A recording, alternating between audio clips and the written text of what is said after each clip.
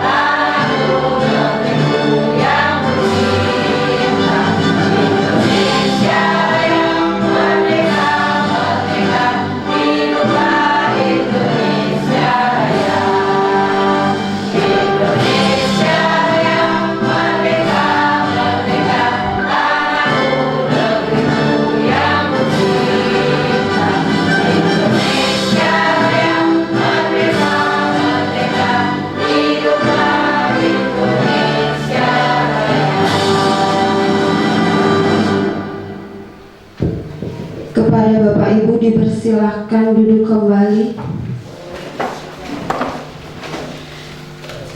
Kita lanjutkan acara berikutnya adalah sambutan dari Kepala Sekolah SD Negeri 1 Kedamaian, Kecamatan Kota Agung, Kabupaten Tanggamus, Kepada Ibu Agustiana SPD disilakan.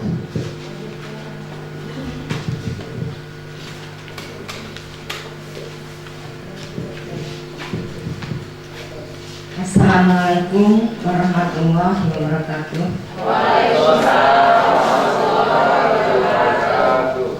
Alhamdulillah wa syukurillah wa la haula wa la quwwata illa billah. Yang saya hormati Bapak Ibu Dewan Guru serta rekan-rekan semuanya yang ada di ruangan ini, puji syukur kita panjatkan pada Allah Subhanahu wa taala yang mana pada siang hari ini kita dapat berkumpul di ruangan ini dalam keadaan sehat walafiat. Di sini saya akan menyampaikan masalah diseminasi budaya positif yang akan diadakan dan dipaparkan oleh guru penggerak kita dari SD 1 Kedamaian yang akan dibawakan oleh Ibu Risada Lena. Di sini diseminasi budaya positif ini yaitu upaya guru untuk mengusahakan kebiasaan positif di lingkungan sekolah yang diharapkan dapat membentuk karakter positif pelajar Pancasila dalam diri siswa yang akan disampaikan oleh calon guru penggerak kita yaitu Ibu Risada Lena SPD. Pada kesempatan ini beliau telah lulus sebagai calon guru penggerak angkatan 9 tahun 2023. Untuk itu kita bersama-sama mendukung program yang akan disampaikan oleh Ibu Risada Lena sebagai guru penggerak kita. Nah, nanti akan dipaparkan selanjutnya oleh beliau. Itu saja yang dapat saya sampaikan. Lebih dan kurang saya mohon maaf dan saya akhiri. Wabillahi taufiq wal hidayah. Wassalamualaikum warahmatullahi wabarakatuh.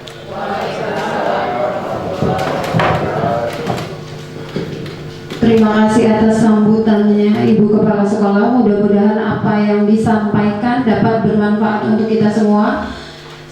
Kita lanjutkan acara berikutnya yaitu doa diimami oleh Bapak Alif Yanto SPD. Kepada Bapak disilakan.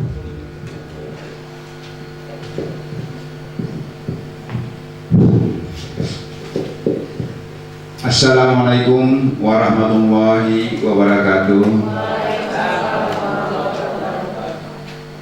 Bapak, Ibu, dan segenap pegawai SDN 1 Kedamaian yang insya Allah dimuliakan Allah Subhanahu wa Ta'ala. Marilah sejenak kita menundukkan kepala kita agar berdoa agar insya Allah pada pagi menjelang siang ini acara kita berjalan dengan lancar. Mari kita berdoa. A'udzubillahi minasyaitonir rajim. Bismillahirrahmanirrahim. Allahumma shalli ala sayyidina Muhammadin bil awwalin wal akhirin wa sallim wa radiyallahu ta'ala an kulli sahabat sayyidina Rasulillah ajma'in. Alhamdulillah rabbil alamin. Hamdan syakirin, hamdan na'imin, hamdan maghfurin, hamdan razikin, hamdan ni'ama wa yukafi mazidah. Ya Rabbana lakal hamdu kama yanbaghi li jallikal karim wa azimi sultanik. Ya Allah, pada pagi hari ini menjelang siang kami menghadapkan diri padamu. Kami tundukkan hati kami, bermunajat padamu. Kami pasrah jiwa dan raga kami kepadamu. Ya Allah, hadirkanlah khusyuan dan keikhlasan dalam doa kami dan kehusuan dalam kami mengikuti acara yang akan kami laksanakan ini.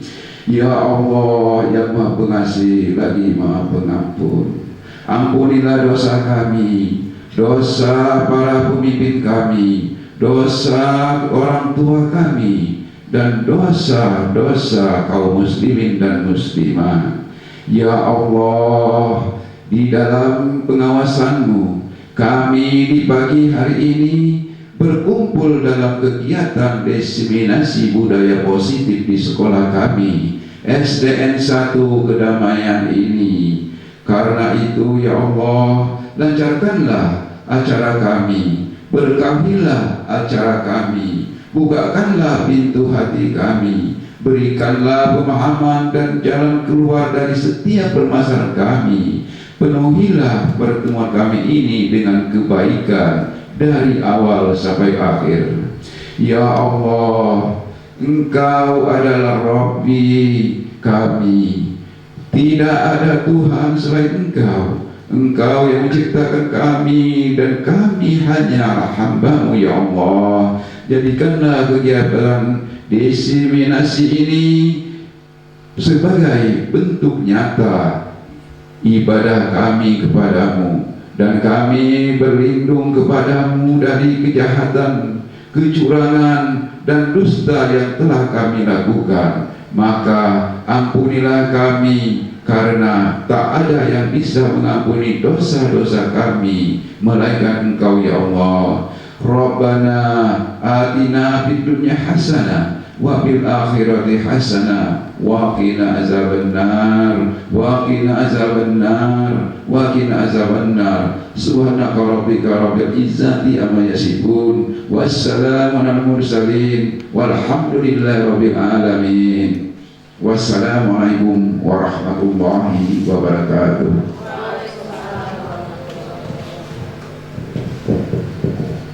Terima kasih kepada Bapak Alif. Mudah-mudahan lantunan doa yang telah dipimpin oleh Bapak Alif dapat diijabah oleh Allah Subhanahu wa Ta'ala. Amin ya Robbal Alamin.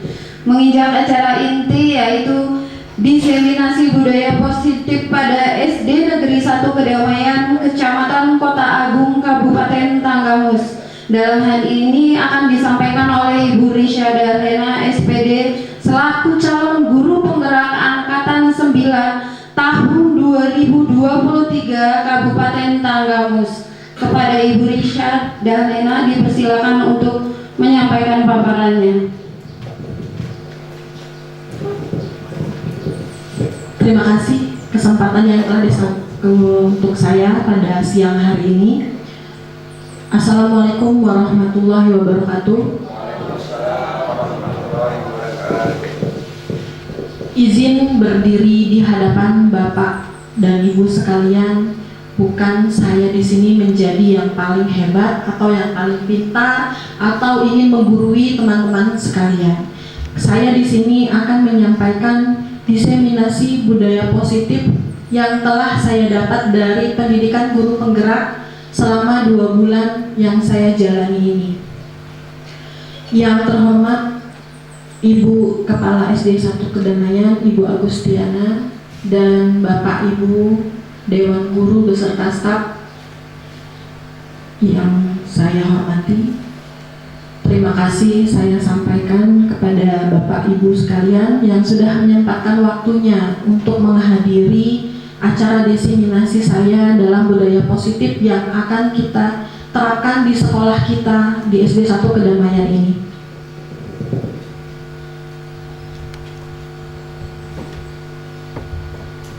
Bapak Ibu, kita di sini akan membahas ada 7 materi. Yang pertama yaitu tentang perubahan paradigma belajar. Yang kedua, disiplin positif. Yang ketiga, motivasi perilaku manusia. Yang keempat, kebutuhan dasar. Posisi kontrol restitusi, 6 keyakinan kelas, dan yang terakhir yaitu segitiga restitusi. Kita lanjut.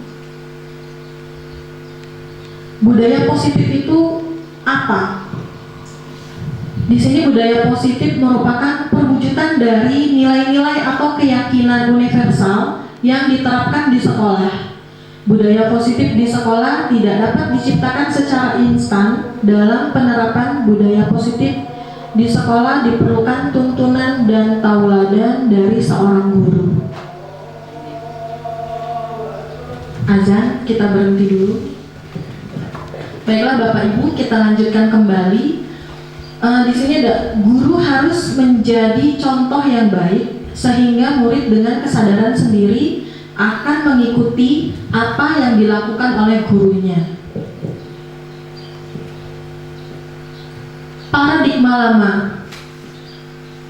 Kita dulu mengajar ngikutin paradigma lama ya. Kita yang menjadi teacher center. Jadi anak-anak itu mengikuti apa yang kita bicarakan. Misalnya hari ini kita belajarnya membaca ya, nah cukup membaca. Jadi anak-anak itu ngikutin apa yang kita perintahkan. Mereka tidak senyaman yang ada yang sekarang ini. Mereka yang ingin bermain, mereka ingin menyampaikan pendapat, itu tidak boleh sama kita dulu. Pernah merasakan Bapak Ibu mungkin yang senior, hari ini duduk ya nak, yang rapi, tidak boleh kemana-mana, hanya di bangkunya. Itu paradigma lama yang telah kita alami dulu. Mungkin saya pun ngalamin sewaktu saya menjadi siswa. Sekarang berbeda Bapak Ibu. Paradigma baru itu di sini ada proses pendidikan yang berorientasi pada pembelajaran, di mana peserta didik menjadi sumber student center dengan banyaknya sumber belajar alternatif yang bisa menggantikan fungsi dari kita sebagai seorang guru.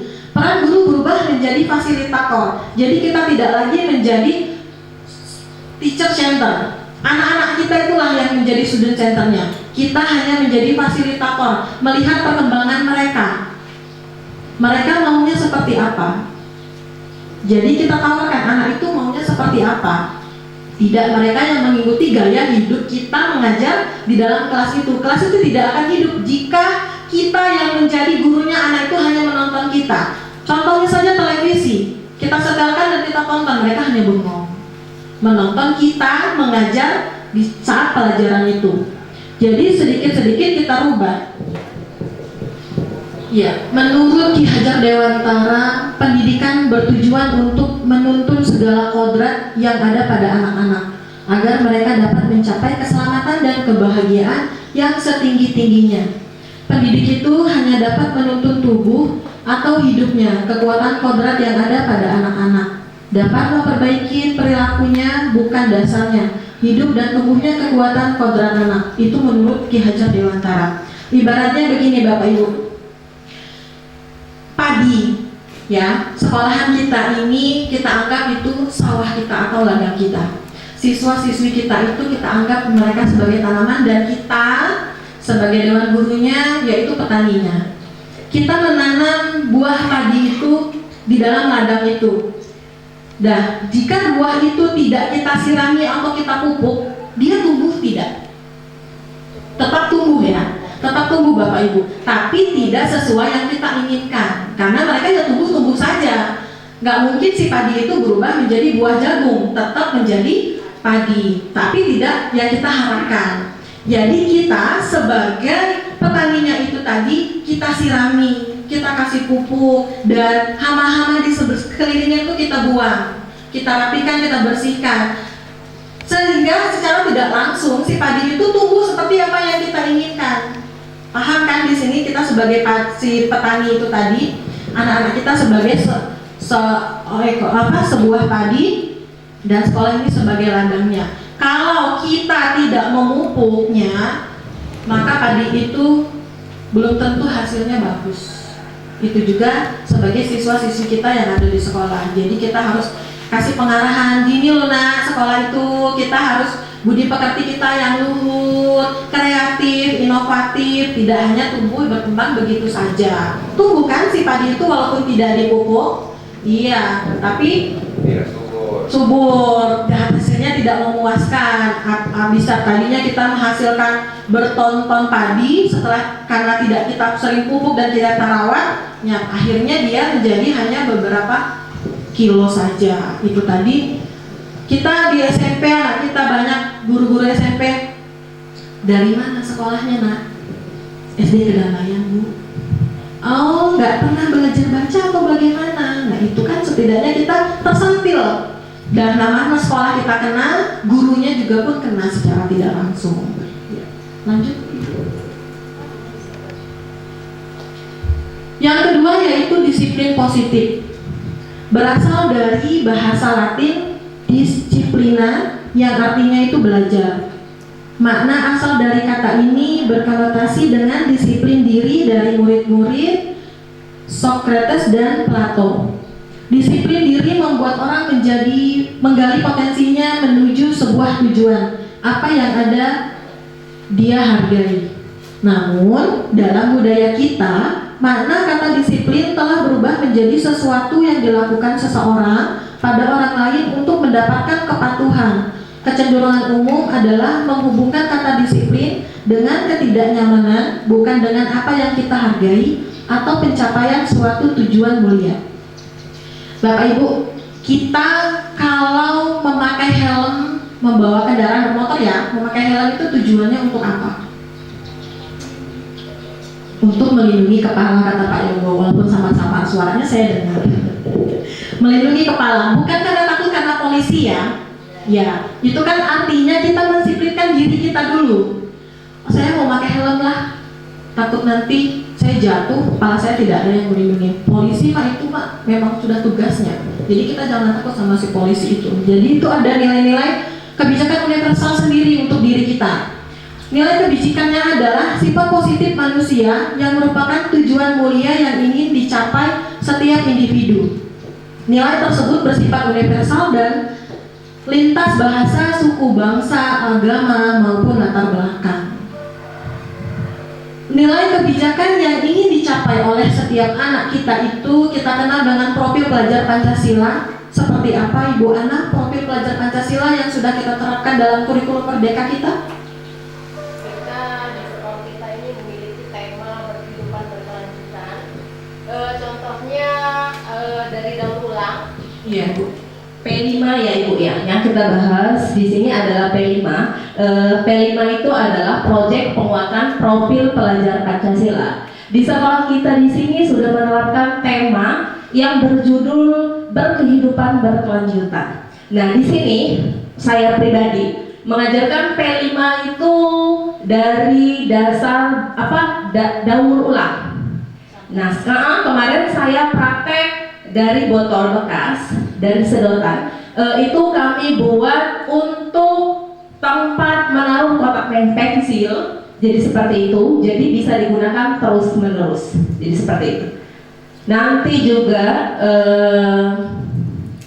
saya juga nanti akan dari tema berkehidupan berkelanjutan itu, insya Allah nanti di semester 2 akan mengambil tema tentang menanam sayuran. Jadi seperti itu. Terima kasih.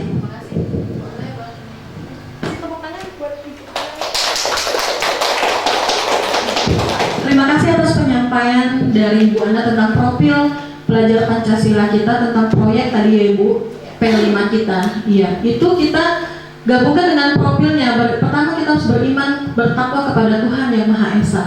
Setelah itu berakhlak mulia, mandiri, bernalar kritis, berdedikasi global, dan bergotong royong kreatif. Nah, itu tadi termasuk bergotong royongnya ada ya Bu. Kreatif telah mendaur ulang sampah dari sedotan menjadi sebuah kotak pensil, dan siswa-siswinya bergotong royong mencari sampah-sampah di sekelilingnya, lalu dijadikan sebuah karya dan bermanfaat untuk siswa semuanya. Berikutnya di sini ada disiplin positif. Dari teori kontrol Dr. William Glasser, Anda tidak bisa mengontrol orang lain, hanya Anda yang bisa mengontrol diri Anda. Iya? Iya. Makna disiplinnya belajar kontrol dengan menggali potensi kita agar tercapai tujuan mulia, yaitu sesuatu menjadi seseorang yang kita inginkan berdasarkan nilai-nilai yang kita hargai. Kita kontrol diri kita dulu Bapak Ibu. Hati kita dulu, posisi kita dulu, baru kita bisa mengontrol orang lain, teman sejawat dan siswa-siswi kita yang ada di sekolah.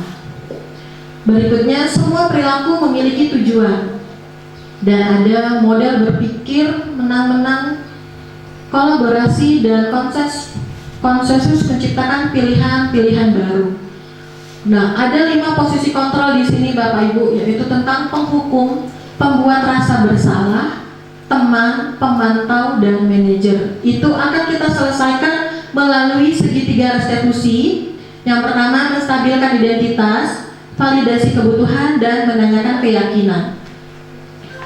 Dari 5 kebutuhan dasar manusia, 5 posisi kontrol tadi, itu kita kaitkan dengan 5 kebutuhan dasar manusia. Yang pertama, bertahan hidup, penguasaan, kasih sayang, dan rasa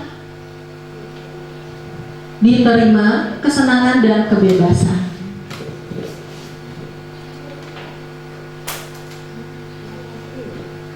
Yang ketiga itu tentang motivasi perilaku manusia untuk menghindari ketidaknyamanan atau hukuman. Apa yang akan terjadi apabila saya tidak melakukannya? Contohnya tadi, apa yang terjadi apabila saya tidak memakai helm saat berkendara? Saat saya terjatuh, yang terjadi kepala kita bisa terkena luka atau benturan. Dan kedua, untuk mendapatkan imbalan dari orang lain, institusi. Apa yang akan saya dapatkan apabila saya melakukannya? Siswa-siswi kita mungkin pernah kita kasih iming-iming, contohnya juga saya. Nah, selesaikan tugasnya, nanti terakhir ibu kasih hadiah. Pernah nggak Bapak Ibu seperti itu? Pernah kan ya? Kita menginginkan anak kita itu cerdas lah, menulisnya cepat, pintar membaca dan sebagainya. Lalu kita beri mereka hadiah sebuah pensil. Saya harus bisa, kata salah satu anak kita, saya harus bisa mengerjakan soal dari ibu guru supaya saya mendapatkan pensil itu. Jadi mereka berusaha demi mendapatkan sebuah pensil, bukan dari keinginan hatinya. Saya harus bisa lah, besok saya mendapatkan ciki-ciki loh dari ibu.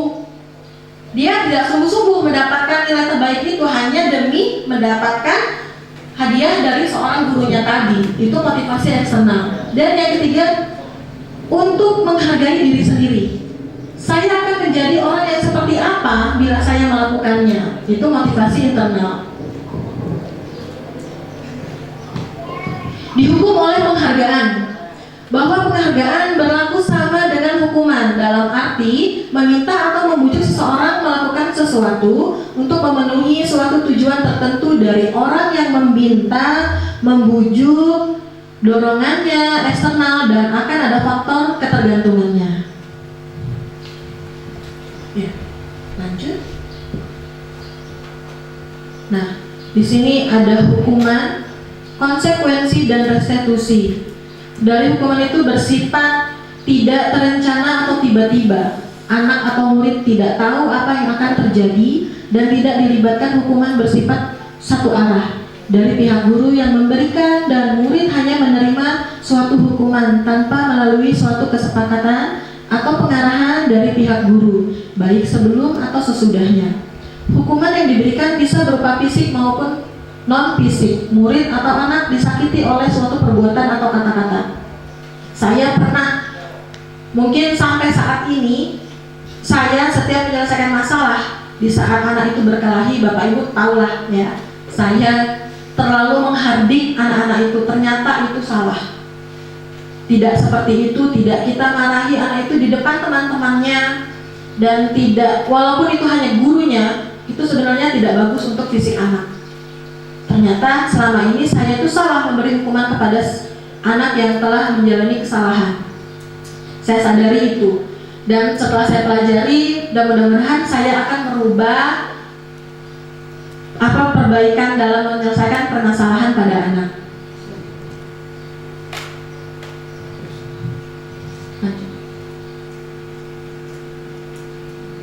Yang keempat yaitu kebutuhan dasar manusia tadi. Ada penguasaan, kasih sayang, dan rasa diterima, kesenangan, kebebasan. Itu dalam bertahan hidup. Kita sebagai manusia mungkin butuhkan penugasan, penguasaan, kasih sayang, dan rasa yang diterima. Kita berpuasa di suatu tempat, tapi kalau tidak dikasih sayang dan tidak diterima di kelompoknya, percuma Bapak Ibu, tidak akan nyaman dan tidak senang, lalu tidak bebas. Ini dia 5 kebutuhan dasar manusia yang bertahan hidup. Itu tadi kebutuhan bertahan hidup. Survival adalah kebutuhan yang bersifat fisiologi untuk bertahan hidup.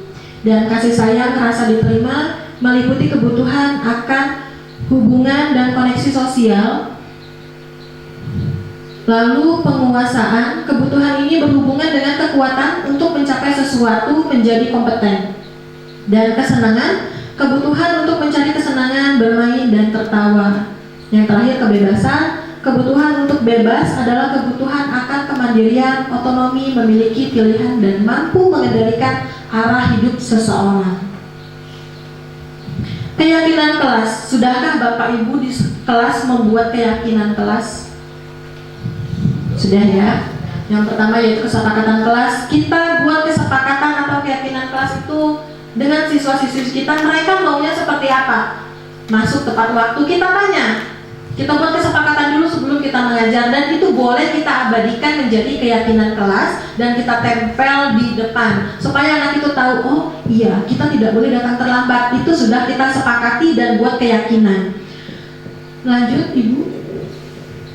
Nah, yang keenam yaitu posisi kontrol seorang guru. Tadi sudah diberitahu ya, kita menjadi guru itu yang seperti apa?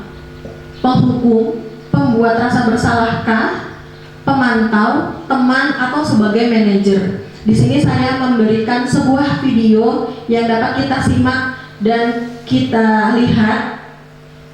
Lalu kita cermati itu kita di situ ada di dalam posisi apa, Bapak Ibu. Dan ini contoh posisi penghukum. Kita sebagai guru yang menjadi penghukum.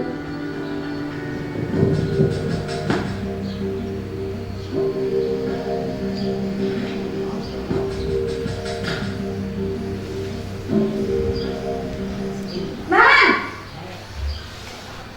sini kamu. Selamat pagi, Bu. Selalu terlambat. Kamu deh, pasti terlambat. Maaf, Bu. Saya Apa? Apa coba? Alasan kamu apa lagi? Kapan sih kamu tidak terlambat? Malas sekali ya kamu jadi anak. saya Dasar pemalas. Gak kapok-kapok sih kamu. Sudah berapa kali terlambat? Sana, kamu keliling lapangan basket 2 kali. kenapa saya harus ke lapangan basket, Bu? Kenapa? Kamu melawan ibu? Berani-beraninya jawab. Sudah terlambat, masih berani jawab pula. Sekarang, keliling lapangan basket 5 kali sekalian. Biar kapok. Cepat. Pergi sana ke lapangan basket. Posisi penghukum biasanya berbicara dengan nada tinggi, menghardik, menunjuk-nunjuk, menyakiti, dan menyindir. Hukuman bisa berupa fisik maupun psikis. Ibu dan Bapak guru hebat. Dampak yang terjadi pada murid ketika guru berada pada posisi penghukum adalah murid cenderung akan memberontak, bahkan menyimpan dendam.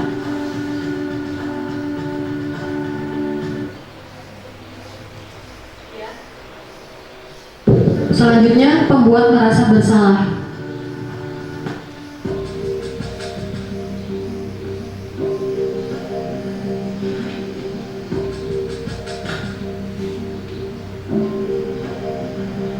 Naren!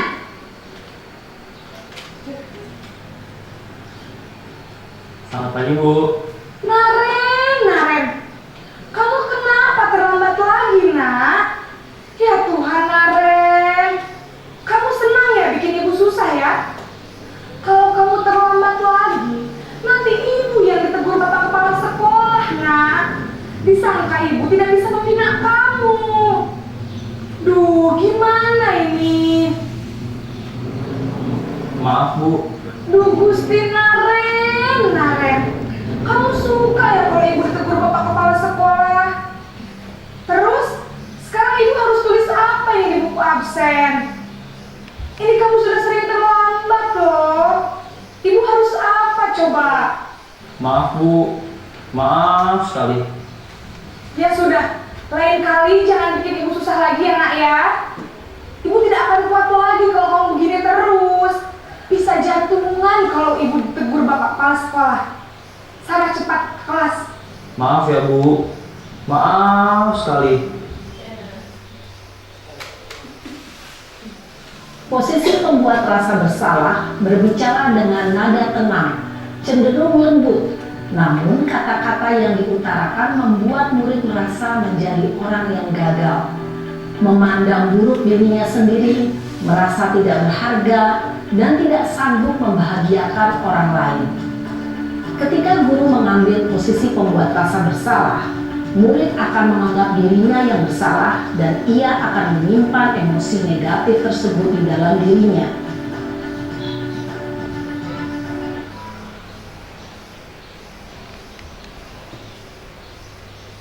Yang berikut posisi sebagai teman.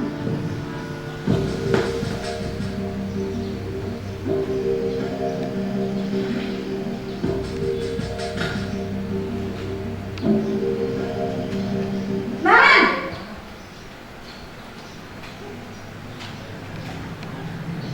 Selamat pagi, Bu. Wah, sudah jam berapa ini, Nak? Terlambat lagi ya, sayang. Iya, Bu. Habis ibu saya lupa membangunkan saya, Bu. Kamu malah menyalahkan ibu kamu. Kamu bukannya anak yang larinya paling kencang. Kok terlambat sih? Iya, Bu. Saya memang terlambat bangun tadi. Jadi, biarpun saya lari kencang, tetap gak kekejar, Bu. Ya sudah sana. Nanti lain kali larinya lebih kencang lagi ya. Biar gak terlambat lagi. Bikin seneng ibu. Demi ibu. Bisa kan? Bisa lah, Bu. Ya sudah sana masuk kelas. Ibu beresin urusan absen kamu. Kamu ini ada-ada saja. Dalam posisi teman, guru berbicara dengan nada suara ramah, akrab, cenderung bersenda gurau untuk menjaga suasana tetap santai. Murid akan merasa senang, aman, dan akrab dengan guru. Identitas yang tercipta adalah identitas sukses atau berhasil. Namun, perlu diingat, karena ini masih dorongan eksternal, maka ada faktor ketergantungan dari murid kepada orang tertentu. Di sini, guru aksennya, sehingga di lain waktu, murid bisa berperilaku baik, namun hanya kepada orang-orang tertentu saja.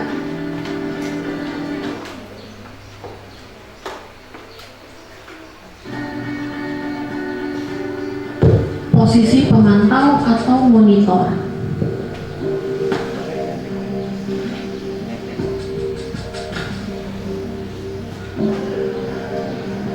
Naren!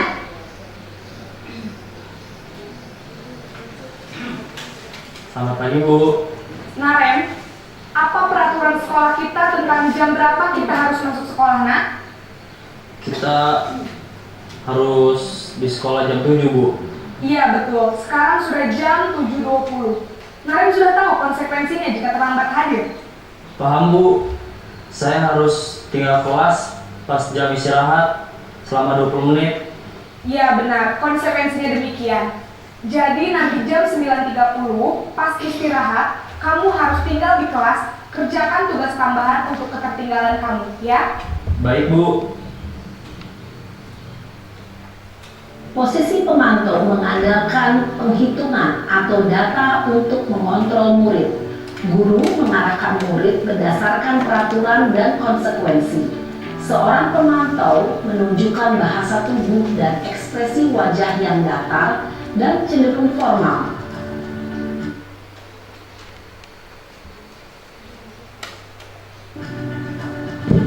Yang terakhir, posisi manajer.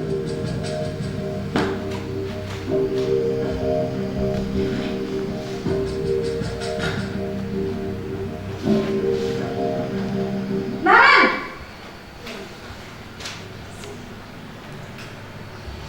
Selamat pagi, Bu.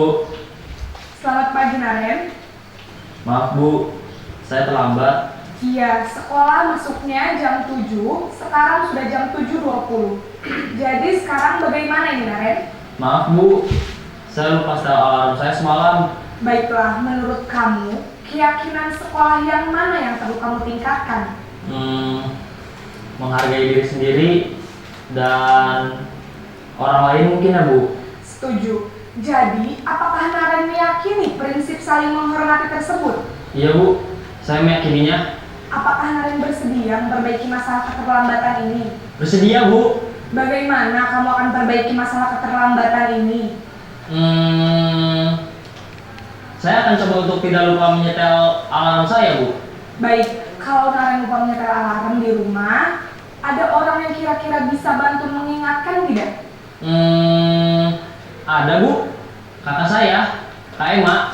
Ada lagi selain Kak Emma? Selain Kak Emma, ada ibu saya. Baik, jadi yang mengingatkan Naren adalah Kak Emma dan ibu kamu ya? Kira-kira akan mulai setel alarm kapan nih Naren? Setelah pulang sekolah, akan segera saya lakukan. Baik, jadi Naren akan setel alarm untuk bangun besok pagi dan akan diingatkan oleh kakak dan ibunda Naren ya. Ada lagi yang mungkin perlu dilakukan Naren agar tidak terlambat bangun lagi? Tidak ada, Bu. Baik Naren, terima kasih untuk kerjasama kamu. Sekarang kamu perlu kembali ke kelas untuk belajar. Baik, Bu. Terima kasih.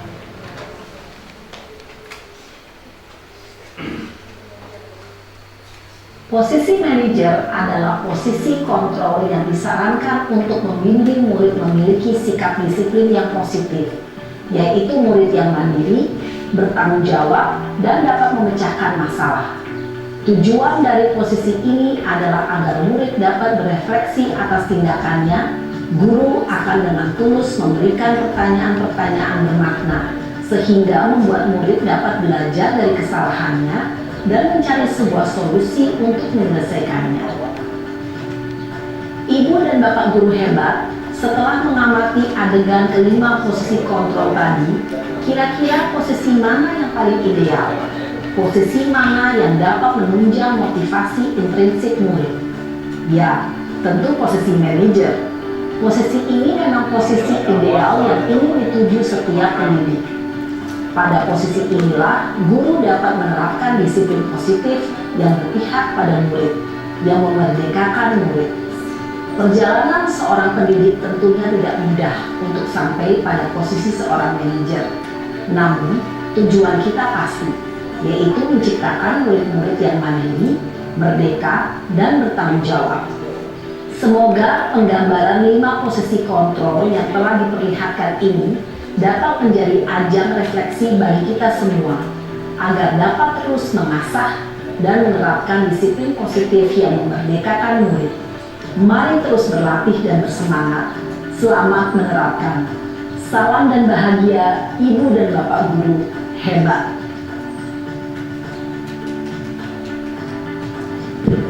Ya, itu tadi beberapa contoh video dari kita sebagai seorang guru dalam posisi apa kita sekarang. Ada ya, sudah paham tentang posisi kita apa? Ibu Nur, kita ada di posisi apa? Kalau sekarang Ibu ada di posisi apa? Manajer? Apa itu? Teman, iya. Saya akui kalau Ibu Nur itu berada di posisi teman karena dia sama siswa kita akrab banget. Saya pun tidak bisa seperti itu. Belum saya terapkan seperti itu karena memang saya sama siswa terlalu menjaga jarak dan tidak bisa dekat seperti Ibu yang sama teman ngasih ada masalah dipamong sekali kita among, kita ajak damai, bersahabat bisa. Tapi saya sadari dengan video-video tadi saya tuh berada di dalam posisi hukum, ada di posisi hukum. Sampai ada. Ya. Di segitiga restitusi itu cara penyelesaiannya, langkah-langkah tahapannya dalam penyelesaian masalah dalam penerapan segitiga restitusi. Salam dan bahagia Ibu dan Bapak Guru hebat. Pada video kali ini kita akan membahas tentang salah satu program disiplin positif yang diterapkan di lingkungan sekolah yang dikenal dengan nama restitusi.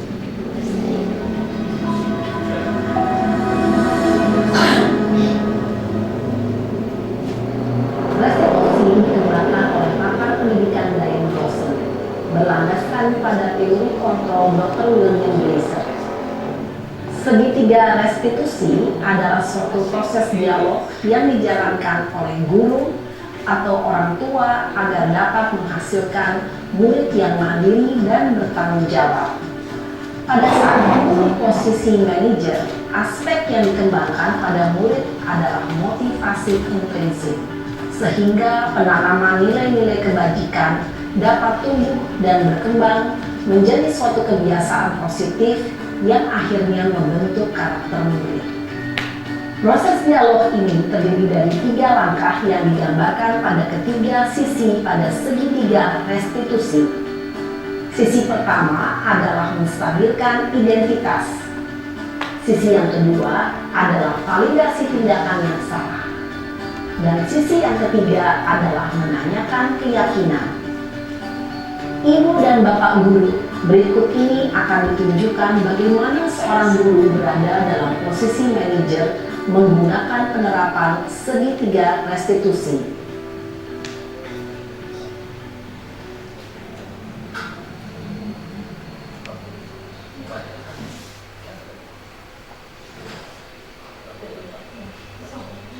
Siang Sarah. Siang Pak. Sudah lama nggak ketemu Sarah? Kenapa hari ini ada di sini? Kesel Pak, kesel banget. Masa aku dikatain tukang fitnah Pak? Ya aku marah lah. Aku balik katain Eka di depan kelas. Kesel banget. Oh begitu. Ya pasti kamu marah dan kesal. Bapak juga akan marah apabila ada yang menuduh Bapak seperti itu. Kemudian pada saat itu kamu mau melakukan apa? Ya saya langsung ngatain Eka lah Pak. Kesel banget. Saya bentak-bentak dia depan teman-teman lain. Oh begitu. Pasti kamu melakukan seperti itu karena suatu alasan tertentu kan? Iyalah, masa saya diam saja Pak? Ya saya bela diri lah. Masa saya dituduh tukang fitnah? Ya wajar lah. Mempertahankan harga diri itu sesuatu yang penting buat kamu.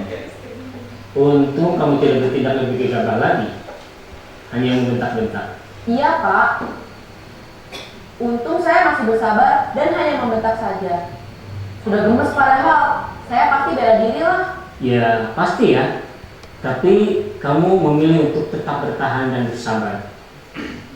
Kamu memilih untuk tidak berbuat lebih parah lagi kan? Iya. Nah, sekarang coba kita lihat lagi tindakan kamu yang bentak-bentak Eka di kelas. Tindakan kamu itu kira-kira sesuai dengan keyakinan kelas atau prinsip kamu tidak? Enggak lah Pak. Capek Pak jadi pemarah. Jadi keyakinan atau prinsip mana yang kurang sesuai dengan keinginan kamu? Ya, saya sebenarnya sangat menghargai orang lain. Mungkin saat itu saya menjadi emosi, jadi tidak menunjukkan sikap itu. Kamu meyakini tidak? Menghargai orang lain itu penting buat kamu. Yakinlah Pak. Iya, setuju. Kita harus saling menghargai. Namun, ada juga keyakinan yang kita sepakati yang perlu kita jalankan apabila kita sedang marah, bukan? Ya, saya bisa lebih proaktif, mulai dengan diri sendiri. Saya bisa jadi lebih bersabar, mengambil waktu jeda untuk berpikir mau apa selanjutnya. Kira-kira kamu bersedia memperbaiki masalah ini tidak? Bersedia Pak. Kalau kamu memperbaiki masalah ini, kamu akan menjadi orang seperti apa? Saya akan menjadi orang yang bertanggung jawab kali ya Pak. Dan senantiasa proaktif. Iya, menurut kamu bagaimana rasanya menjadi orang seperti itu? Ya nyaman lah, bangga bisa bersabar dan menahan diri. Baiklah kalau begitu. Yuk kita pikirkan bagaimana memperbaiki masalah ini.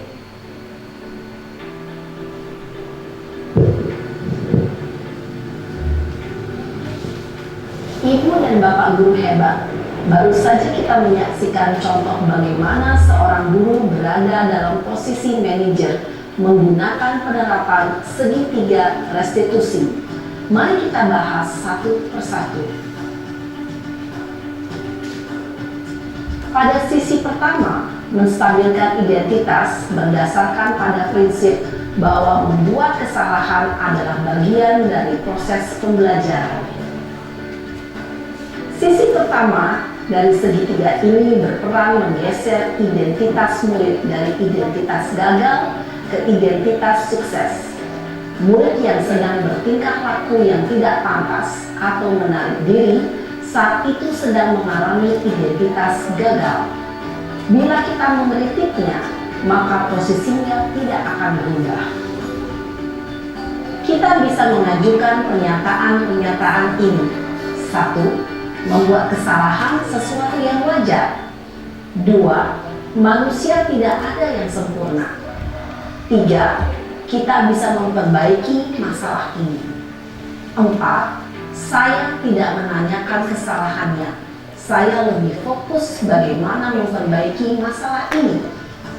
5. Apakah saat ini kamu tengah menjadi orang yang baik untuk dirimu sendiri? Pada sisi kedua, validasi tindakan yang salah berlandaskan pada prinsip bahwa setiap perilaku berupaya memenuhi suatu kebutuhan tertentu.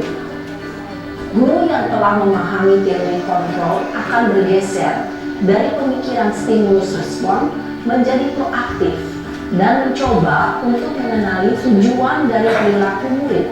Mengenali dan mengakui kebutuhan murid ini dapat memperbaiki hubungan dengan murid tersebut. Pernyataan atau pertanyaan bisa disampaikan dengan nada suara tidak menghakimi atau memojokkan, sehingga dapat mengembalikan murid pada posisi positif. 1.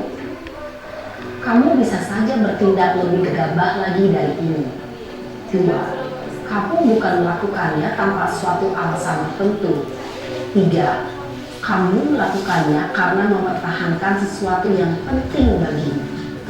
4. Mungkin kamu bisa mempelajari suatu perilaku baru yang lebih efektif. Bersediakah kamu mempelajarinya? Selanjutnya, kita akan simak sisi terakhir, yaitu menanyakan keyakinan. Teori kontrol menyatakan bahwa pada dasarnya kita termotivasi secara intrinsik. Pada saat perilaku yang salah telah divalidasi dan identitas sukses telah stabil, maka murid telah siap mengaitkan keyakinan-keyakinannya dengan tindakannya yang salah dan pemikirannya telah bergeser ingin menjadi orang yang dituju. Pertanyaan-pertanyaan ini dapat mengaitkan keyakinan-keyakinan yang dianut murid. 1. Sebagai keluarga atau kelas, apa yang kita yakini? 2. Nilai-nilai apa yang telah kita sepakati? 3. Seperti apa gambaran sebuah kelas yang ideal bagi kamu? 4. Kamu ingin menjadi orang seperti apa?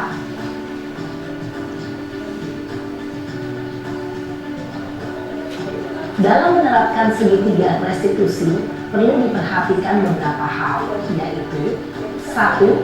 Perilaku yang salah perlu dikaitkan dengan nilai-nilai atau keyakinan-keyakinan yang telah disepakati atau dituju. 2. Kesediaan orang yang melakukan kesalahan untuk memperbaiki masalah. 3. Pemecahan masalah sebisa mungkin relevan atau memiliki hubungan dengan masalah yang ada. 4. Usaha. Perlu adanya suatu usaha perbaikan dari pihak yang berbuat kesalahan. 5. Waktu. Perlu didedikasikan waktu dari pihak yang berbuat kesalahan.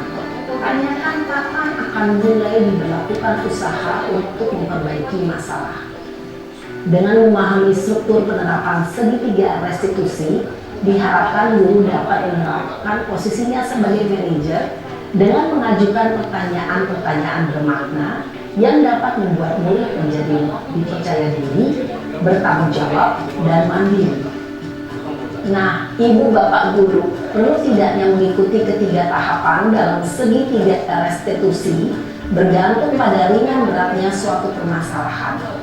Misalnya, bila permasalahan tersebut ringan, maka tidak perlu dijalankan secara berurutan. Bahkan bisa semudah menanyakan apa keyakinan yang kita sepakati. Dengan menjalankan segitiga restitusi, dengan mengajukan pertanyaan-pertanyaan bermakna, diharapkan murid menjadi lebih kuat secara pribadi, dapat membuka wawasan murid agar dapat menyelesaikan permasalahannya sendiri, semakin percaya diri, mandiri, dan merdeka. Salam dan bahagia Ibu bapak guru hebat. Ya, itu tadi terakhir segitiga restitusi dalam penyelesaian masalah anak-anak kita setelah mereka mendapatkan beberapa kasus, dan kita menyelesaikan masalahnya melalui segitiga restitusi. Segitiga restitusi itu tidak harus kita laksanakan dalam berurutan. Boleh acak-acakan, nggak apa-apa. Yang penting semuanya terjalani. Terima kasih Bapak Ibu, mungkin cukup di situ pemaparan materi tentang diseminasi budaya positif di sekolah kita, mudah-mudahan terlaksana dengan baik. Saya kembalikan kepada Ibu Dwi. Terima kasih Bu Lena. Baiklah Bapak Ibu yang saya hormati, mudah-mudahan pemaparan yang disampaikan oleh Ibu Risyada Lena tadi bermanfaat untuk kita semua, karena beliau ini berada di sini jadi calon guru penggerak angkatan 9 tahun 2023 itu pada hari ini ingin menyebarkan praktik baik atau best practice kepada kita semua agar kita segera bertobat menuju jalan yang lebih baik, ya, menjadi guru yang selalu dinantikan oleh siswanya.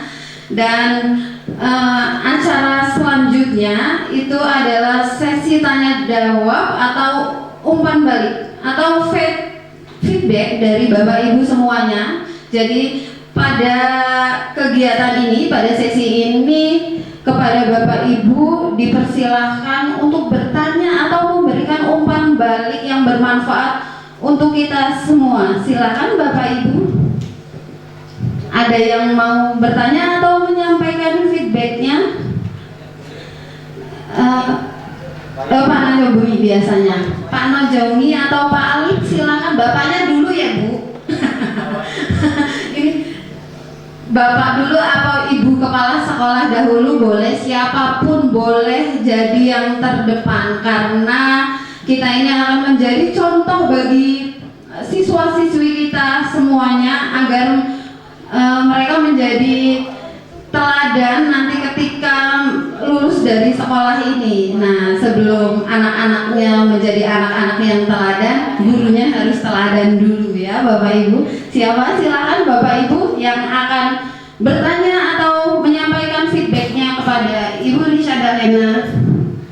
Silakan Ibu Kepala Sekolah atau Pak Nazomi atau Pak Alif dulu Pak.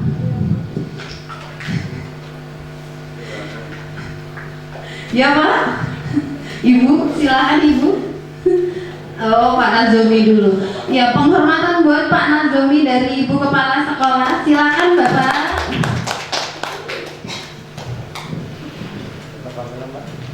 Terima kasih Bu Dwi, Bu Lena dalam kesempatan siang hari ini. Yang pertama yang akan saya sampaikan, saya bersyukur sekali bisa hadir di ruangan ini dan dilibatkan secara langsung. Kemarin Ibu, kita sudah melaksanakan diskusi visi misi dengan Bu Lena, satu-satunya calon guru penggerak di sekolah kita ini. Mudah-mudahan keberadaan guru penggerak ini bisa memberikan motivasi bagi kita semua untuk sama-sama tergerak, bergerak, dan bisa menggerakkan orang lain. Ibu Risyada Lena dan kawan-kawan yang lain, saya tadi tertarik dengan apa yang disampaikan Bu Lena terkait dengan filosofi dari Ki Hajar Dewantara. Dari pertemuan pertama kemarin kita sudah coba menggali lebih dalam bahwa siswa kita ini bukan kertas kosong. Artinya siswa ini berkembang dari lingkungan dan kebiasaan mereka masing-masing dengan segala daya dan nalarnya serta didik masing-masing. Jadi tidak akan pernah sama antara satu siswa dengan siswa yang lain. Kemudian tadi disampaikan juga ada motivasi intrinsik juga dari filosofi Ki Hajar Dewantara, bahwa harus ada kesadaran dari diri kita sendiri. Jadi apapun, sebagus apapun visi misi, sebagus apapun peraturan, ketika diri kita sendiri tidak bisa menangkap kemudian mengaplikasikannya ya juga kurang manfaat juga. Jadi saya di sini bukan memberikan pertanyaan tapi feedback, memberikan tanggapan. Mudah-mudahan ini juga berguna bagi diri saya sendiri, bahwa diseminasi ini adalah implementasi budaya positif. Artinya apa yang disampaikan Bu Lena ini bisa kita tarik sebagai pembelajaran agar bisa kita lakukan, bisa kita laksanakan. Tadi Bu Lena mencontohkan kalau memakai helm ya, saya bersyukur contohnya kok itu gitu. Padahal saya juga nggak apa ya, nggak pernah membayangkan kok contohnya pakai helm. Ini pernah saya dapatkan penguatan seperti ini. Jadi ini ada fatwa haramnya ternyata ketika kita tidak menggunakan helm. Karena apa? Menggunakan helm itu kan peraturan negara. Ati Allah wa ati Rasul wa ulil amri minkum. Jadi karena peraturan pemerintah ini harus ditepati berdasarkan nas yang di Al-Quran, maka memang perlu kesadaran diri ketika memang kata Bu Lena tadi kita memakai helm takut polisi, ternyata bahaya kan itu kan? Karena secara agama kita ini harus takut sama Tuhan, tidak cuma takut dengan aturan negara. Maka ya kayaknya saya yang memakai helm terus ini karena jauh. Ibu Bapak yang saya hormati, Ibu Kepala Sekolah, bahwa mendisiplinkan diri, menghargai diri sendiri itu harus keluar dari intrinsik, dari diri sendiri. Ya mudah-mudahan apa yang menjadi paparan Bu Lena ini bisa kita tangkap sekali lagi, kemudian kita aplikasikan, bisa kita terapkan kepada diri kita masing-masing. Ya, tadi saya sampaikan bahwa ada fatwa haramnya ketika melanggar peraturan pemerintah, karena memang nasnya jelas. Tadi saya sampaikan. Kan ada beberapa sudah pakai, kata Gus Baha dalam pengajiannya, sudah pakai baju Islami, pakai sarung, pakai baju panjang misalnya, kemudian melanggar peraturan. Kan ada juga seperti itu. Jadi peraturan dibuat tapi dilanggar juga oleh pembuat aturan. Maka tadi kesepakatan kelas ataupun apa yang sudah dilakukan Bu Lena utamanya dan kawan-kawan guru yang lain, mudah-mudahan ini bisa memotivasi diri kita masing-masing dan sama-sama bisa kita jalankan. Kemudian apa yang dibuat Bu Lena ini barangkali nanti secara tertulis bisa dibukukan untuk bisa jadi bahan ajar untuk kita masing-masing, karena memang kita ini belum tergerak Bu Lena untuk daftar di angkatan 11. Mudah-mudahan ya satu guru yang ada di Kedamaian bisa memberikan motivasi dan respon positif, artinya keberadaan Bu Lena sebagai guru penggerak nanti bisa memberikan manfaat bagi kawan-kawan guru yang lain. Mungkin itu yang bisa saya sampaikan Bu Bapak, feedback dari saya. Pada intinya kita sama-sama mengkoreksi diri, budaya positif yang sudah dipaparkan tadi bisa kita laksanakan sehari-hari. Terima kasih, saya akhiri. Wassalamualaikum warahmatullahi wabarakatuh.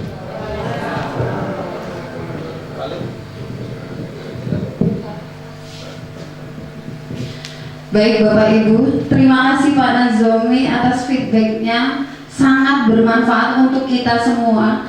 Benar kata Pak Nazomi tadi bahwa sebagus apapun peraturan, ketika kita tidak bisa mengaplikasikannya itu akan percuma. Terima kasih Pak, itu masukan yang luar biasa. Tepuk tangan untuk Pak Nazomi. Baik, masih ada sesi pertanyaan yang cukup panjang. Jangan tegang ya Bapak Ibu, karena ini acaranya santai. Jangan takut dengan tatapannya Bu Lena. Karena saya tahu Bapak Ibu tatapannya lebih mengerikan. Baik, Bapak Ibu yang saya hormati, silahkan jika ada yang mau bertanya atau menambahkan feedback dari Pak Nazomi tadi, saya persilahkan. Ya, siapa lagi, Pak Ali? Atau Ibu Yosi? Bu Ana ya? Ya, oke. Bu Ana sepertinya sudah siap ini. Terima kasih Ibu Dwi telah memberikan kesempatan. Di sini saya akan bertanya, boleh kan? Ya. Di sini pertanyaannya, apa sih perbedaan hukuman, konsekuensi, dan restitusi? Mungkin hanya itu. Terima kasih.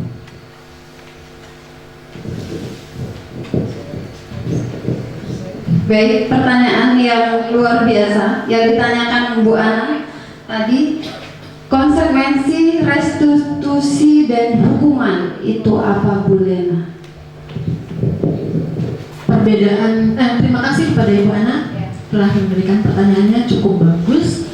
Perbedaan utama antara keduanya adalah bahwa hukuman konsekuensi itu ditujukan kepada pelaku sebagai hukuman atau penalti. Sedangkan restitusi ditujukan kepada korban untuk menggantikan kerugian yang mereka alami. Sudah cukup puas? Terima kasih. Jawabannya yang luar biasa. Beri tepuk tangan untuk Ibu Risha Dalena. Terima kasih, pertanyaan yang luar biasa. Boleh kepada Bapak Ibu yang lain, apakah ada yang memberikan feedback atau pertanyaan? Masih ada satu pertanyaan atau satu feedback ya Bu? Boleh ya?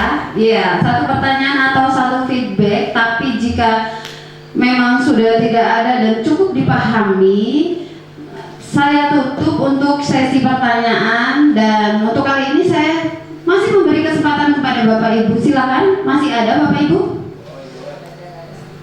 Cukup atau dilanjutkan? Oh, Pak Wahyu. Oh, baik Pak. Ya, jadi gimana Bapak Ibu, cukup? Saya itu paling bahagia kalau mendengar kata cukup, karena cukup itu berarti pas Bapak Ibu, tidak ada lebih, tidak ada kurangnya. Baiklah Bapak Ibu yang saya hormati, terima kasih atas partisipasinya pada hari ini. Dan dari kegiatan yang telah kita laksanakan pada hari ini dan pemaparan dari Bu Lena dan feedback atau pertanyaan dari rekan-rekan semuanya, itu mudah-mudahan akan menjadikan kita menjadi guru yang luar biasa dan menghasilkan peserta didik yang cerdas, terampil, dan berakhlak mulia. Ya, kemudian kesimpulan dari pemaparan Bu Lena tadi bahwa selama ini kita menerapkan pembelajaran konvensional atau pembelajaran yang berpusat pada guru atau teacher center. Nah, untuk setelah kegiatan ini mudah-mudahan pembelajaran konvensionalnya ditinggalkan, berubah menjadi pembelajaran yang berpusat pada siswa. Jadi gurunya hanya sebagai fasilitator saja.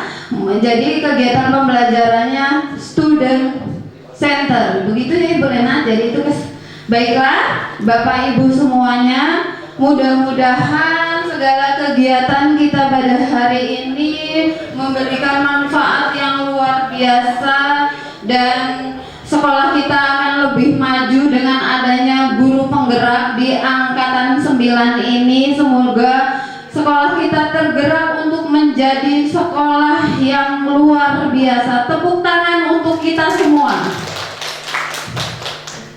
Baik, sebelum kegiatan ini saya tutup, saya sebagai pembawa acara mohon maaf yang sebesar-besarnya jika ada kesalahan, dan kepada Allah saya mohon ampun. Saya tutup kegiatan pada acara hari ini dengan ucapan wabillahi taufiq wal hidayah. Wassalamualaikum warahmatullahi wabarakatuh.